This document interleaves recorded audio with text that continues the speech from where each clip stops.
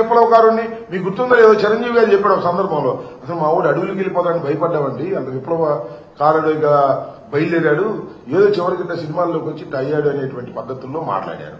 నాకు అర్థం కానటువంటి అంశం ఏంటంటే, నాకే కాదు ఎవరికీ అర్థం కానటువంటి పరిస్థితి. ఇవాళ అనేకమైన హామీలు ఇచ్చినటువంటి ప్రభుత్వం మీ కూటమి ప్రభుత్వం. ముగ్గురు కలిసి అధికారంలోకి వచ్చారు, మమ్మల్ని ఓడించారు, గద్దె దించుతా ఉన్నారు, దించారు, అయిపోయింది. మీరు మీ సంగతి ఏంటి?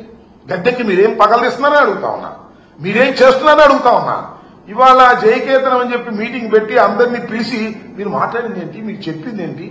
ఏమి అర్థం కానటువంటి ఒక అగమ్యం గోచరంగా ఇవాళ పవన్ కళ్యాణ్ గారు ప్రవర్తిస్తున్నాడు.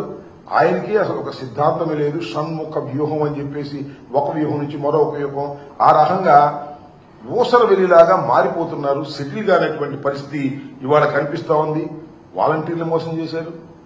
కళాశాలల్లో పేదవారికి, వైద్య కళాశాలలో పేదవారికి మేము సీట్లు ఇచ్చే కార్యక్రమం చేస్తుంటే అమ్ముకుంటున్నామని చెప్పారు. ఇవాళ మొత్తం ప్రైవేట్ కళాశాల మొత్తాన్ని తీసుకువెళ్లి ప్రైవేట్ రంగానికి, గవర్నమెంట్ కళాశాల అన్నింటినీ ప్రైవేట్ రంగానికి ఇచ్చేటటువంటి ఒక దౌర్భాగ్యమైన స్థితికి ఇవాళ మీరు తీసుకొచ్చేటటువంటి పరిస్థితి ఇవాళ తీసుకొచ్చారు. ఇది చాలా దురదృష్టకరమైనటువంటి పరిణామాన్ని మనం చేస్తున్నాం.